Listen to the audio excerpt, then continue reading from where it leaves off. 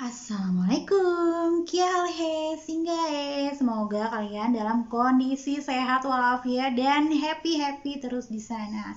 Maaf banget udah lama nggak upload video karena mager ya. Oke, kali ini aku akan ngebahas karena banyak banget yang bertanya kayak Kak, spill dong biaya nikahan di Pakistan gimana? Habis berapa? Dan di sana tuh gimana sih kayak misalnya catering untuk gedung, tenda dan lain-lainnya. Nah, karena udah banyak banget yang tanya spill biaya nikah, jadi mari kita bahas biaya nikah. Kalau di Pakistan kira-kira habis berapa ya? Yuk, langsung aja. Aku spill biaya nikahan di Pakistan itu berapa, aku mau ngingetin bagi kalian yang punya pasangan antar negara, mau dari Pakistan, Turki, Arab, Australia, Singapura, mana pokoknya pasangan antar negara, aku akan mengingatkan bahwa menikah dengan pasangan antar negara itu tidaklah mudah dan juga tidak murah ya. Jadi kalian harus siapkan satu, tabungan yang banyak. Dua, yaitu dana darurat ya. Makanya itu guys, aku selalu ingat dan pesan ke kalian bahwa kalau mau cari pasangan yang antar negara, carilah pasangan yang benar-benar serius dan mapan. Karena emang biayanya tidak murah ya. Mulai dari urus dokumennya, transportasinya, pokoknya banyak banget pengeluaran-pengeluaran di luar dugaan ya. Kali ini aku mau cerita tentang based on my experience. Yang kemarin aku tahun lalu menikah di bulan Ramadan dan di musim pandemi juga. Udah kubahas, udah kelihatan segede di depan mata bahwasannya biaya transportasi yang dikeluarkan tidaklah kecil ya. Aku waktu itu habis 18 juta rupiah hanya untuk one way alias satu kali perjalanan dari Indonesia menuju Pakistan. Karena aku berangkat di bulan Mei, yaitu di bulan lagi crowdednya si Koronce ya. Jadi udah kelihatan di depan mata itu duit 18 juta hanya untuk habis di transportasi saja. Jadi, tapi gimana selama menikah di sana Kak gitu, ada yang tanya biaya nikahnya berapa sih. Nah, ini mohon dibedain ya guys. Aku menikah di bulan Mei 2021 alias bulan Ramadan. Sebenarnya ini sih aku nggak apa namanya, ada positif dan negatifnya sih nikah di bulan Ramadan. Ada kekurangannya, ada kelebihannya. Kelebihannya adalah kita bisa lebih hemat kalau menikah di bulan Ramadan. Kayak aku kemarin tuh hemat karena emang bulan Ramadan ya bukan untuk pesta-pesta pernikahan kayak gitu. Cuma karena kondisi kami, aku dan Bang Muzi yang cutinya memang tidak memungkinkan kalau habis lebaran nikahnya. Jadi ya akhirnya pada bulan Ramadan kita melangsungkan pernikahan, nikah aja, belum pestanya. Nah, kalau untuk biayanya sendiri itu ada berbagai macam biaya ya. Aku mau bahas yang biaya untuk dari aku ngumpulin dokumen sampai aku dapet merit sertifikat dulu. Nah, yang kedua akan aku bahas tentang kayak catering, terus gedung, tentang gaun-gaun dan aksesoris pengantin lainnya. Oke?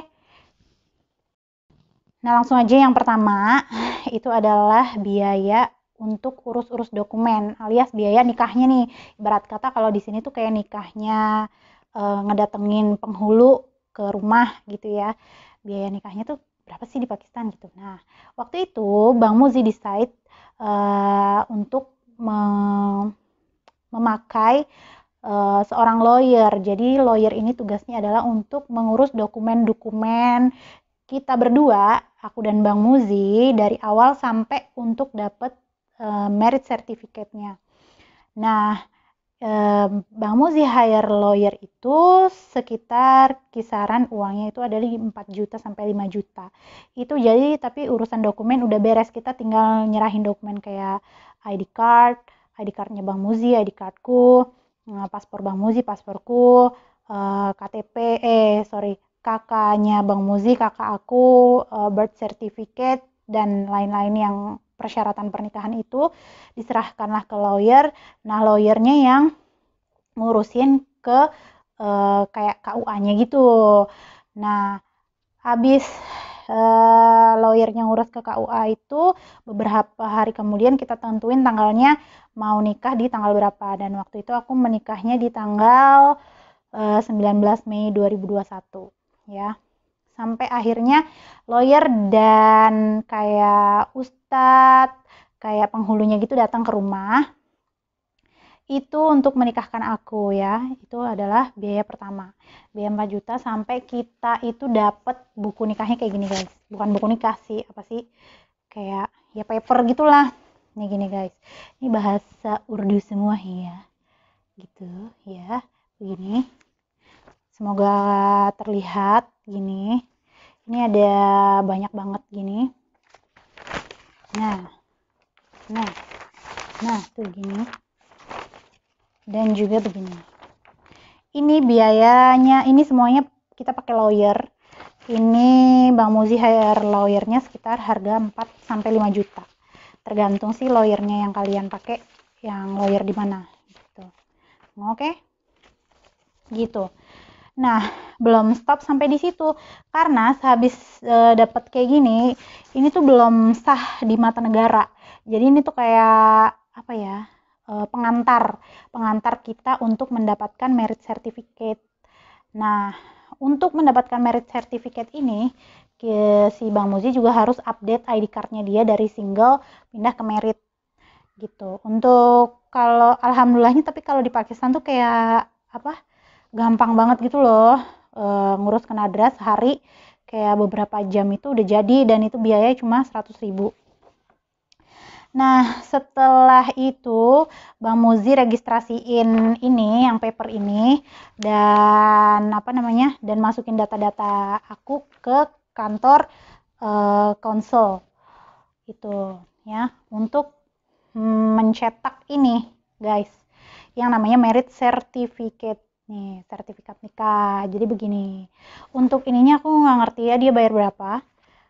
Pokoknya ini termasuk dari lawyernya juga, cuma nambah biaya administrasi atau apa gitu pokoknya. Nah, dari sini nggak berhenti nih, guys. Dari sini kita harus menuju ke foreign officer. Nah, di mana foreign officer itu adalah mengeluarkan ini, stamp ini ya, mengeluarkan stamp barcode ini dan stamp ini. Nah, untuk di foreign officer ini kita udah lepas dari lawyer. Jadi lawyer tuh sampai kita dapat ini aja, guys ya. Nah, habis itu kalau ke foreign officer untuk dapetin stamp ini, sebenarnya foreign officer tuh nggak mahal. Cuma waktu itu karena pandemi, foreign officernya tuh tutup ya, foreign tutup, dan itu hanya bisa lewat kantor pos, itu kurang lebih 15 hari. Nah, sedangkan kita tidak ada waktu itu, belum tahu kalau border sana sini ditutup. Jadi kalau 15 hari kayak nggak mungkin banget. Akhirnya kita pakailah calo. Pakai calo di foreign office itu kita bayar sekitar 2 jutaan. Hanya untuk dapat ini, stamp ini. Stamp barcode ini. Kenapa kita harus dapat stamp barcode ini? Karena nantinya aku akan meregistrasi pernikahan aku di embassy. Jadi syaratnya adalah harus dilegalisir oleh foreign officer. Bukan kalau di sini namanya bukan legalisir lah ya, untuk stamp. Dapat stamp aja. Kalau di sana namanya legalize. Jadi dilegalkan oleh foreign officer. Nah, kalau udah ke sini, ini yang bayar 2 juta untuk dapetin stamp ini. Jadinya 1 hari aja, cepet banget, nggak ada 1 hari, guys. Jadi waktu itu aku registrasi jam 12, jam 3 kita sudah disuruh ambil, udah jadi ya, the power of money ya, 2 juta. Terus habis itu selanjutnya adalah kita registrasi ke embassy. Nah, untuk registrasi ke embassy ini bayarnya $4 ya kan.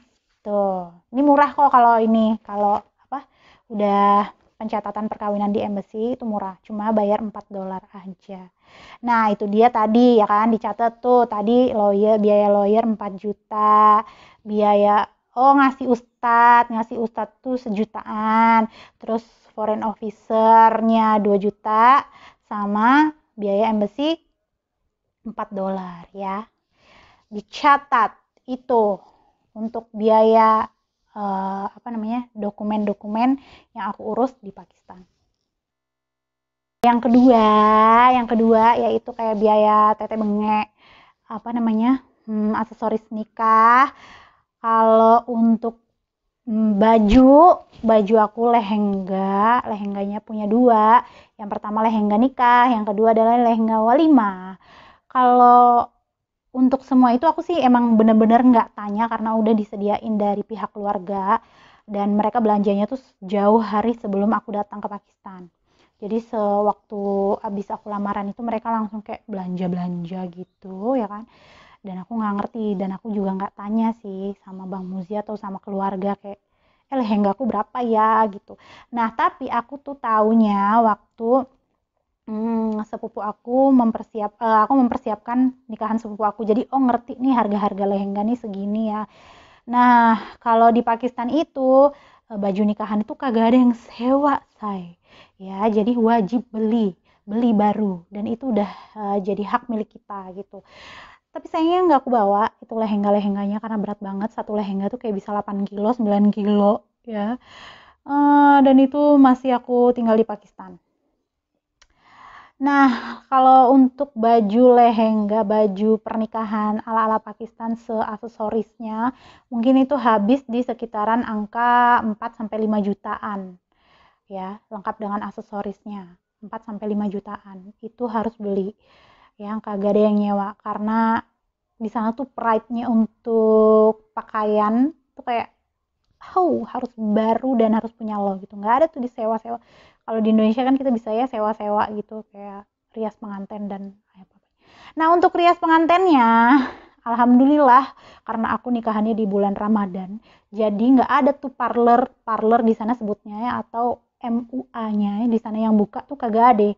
Jadi aku di make upin sama saudara-saudaraku sendiri, kebetulan saudara ada yang bisa make up gitu, jadi ya hemat kan, nggak ada biaya rias itu, soalnya waktu itu pas bulan Ramadan guys. Kalau untuk biaya normalnya sendiri, biaya periasnya itu untuk kayak sepupu aku itu habis di angka 3 juta. Murah sih menurut aku ya, daripada di Indo kan masih agak mahal ya. Kalau di sana kayak 3 juta, 2 juta itu udah dapat perias yang bagus. Nah, lanjut ke catering. Kalau catering di sana aku juga nggak nanya nih guys, aku juga nggak nanya. Tapi aku tahu price list di sana karena waktu itu adalah nyiapin pernikahannya adik sepupunya aku. Pernikahan catering di sana tuh gila guys, murah banget. Murah banget soalnya mereka tuh makanannya tuh kayak mereka makan di nampan. Kalau di rumah ya, ini aku ngomongin yang kalau di rumah. Mereka tuh nampan, makanya terus bareng-bareng, nggak kayak kita di sini kan prasmanan gitu kan, prasmanan yang ngambil-ngambil sendiri. Kalau di sana tuh nggak, jadi diambilin di satu nampan gitu, terus nanti satu nampan tuh dimakan untuk 4-5 orang. Nah cateringnya itu guys, ya ampun aku yang kaget banget sih, kok murah banget ya gitu. Cateringnya itu cuma kan di sana makannya biryani, dan kalau misalnya biryani ya udah gitu biryani aja sama minumannya. Nah aku tuh kaget banget karena lah kok murah banget ya, cuma di kisaran harga 3-5 juta. Itu tergantung kamu mau milih biryani yang apa. Kalau biryani yang cuma vegetarian, kalau yang isinya cuma dal biryani itu sumpah murah banget, kayak cuma 2 juta untuk semua tamu ya. Terus habis itu kalau kalian milihnya chicken biryani, menunya chicken biryani itu di harga 3,5 juta. Itu kayak udah untuk satu rumah. Apa ya? Ibaratnya tuh kalau tamu undangannya ada 200, itu 3,5 juta itu udah cukup buat makan. Untuk biaya cateringnya itu 3,5 juta. Nah, yang paling mahal itu ada di kalau kalian pesannya biryani yang mutton. Nah, itu baru mahal. Kayak di angka 5 sampai 6 juta. Tapi itu udah buat semuanya, guys. Kayak ya murah banget nggak sih? Di Indo mana ada ya kan segitu. Tapi amazing banget sih, kayak murah banget kalau biaya untuk catering di sana. Murah kalau untuk makanannya. Kalau untuk gedung itu waktu aku nikahan juga nggak sewa gedung karena gedungnya tutup ya Ramadan. Akhirnya kita kan nikahnya di rumah aja, kayak untuk dekorasi habis 2 jutaan, murah banget kan. Dekorasi 2 jutaan, terus habis itu apalagi, cuma karena aku based on my experience, aku menikah dengan sederhana karena waktu itu di bulan Ramadan, semuanya tutup, nggak ada yang buka, nggak ada yang melayani untuk pernikahan. Jadi alhamdulillah bisa lebih hemat gitu. Nah, Kakak Desi ada nggak sih rencananya untuk mengadakan pesta di Indonesia? Ya pengen lah, siapa sih yang nggak pengen gitu kan. Secara teman-teman aku belum melihat suami aku. Cuma saat ini kondisi aku sedang begini guys, hamidunnya. Pokoknya plan A-nya tuh gagal deh. Ya, yang tadinya aku mau ikut ke Dubai, yang tadinya kita mau stay di Pakistan beberapa bulan aja itu gagal total karena pandemi ini semua, kita tidak ada yang tahu ya kan. Dan aku pulangnya juga tiba-tiba pulang ke Indonesia, nggak nyusul Bang Muzi ya karena aku mau melahirkan di Indonesia. Jadi ya gitulah guys ya.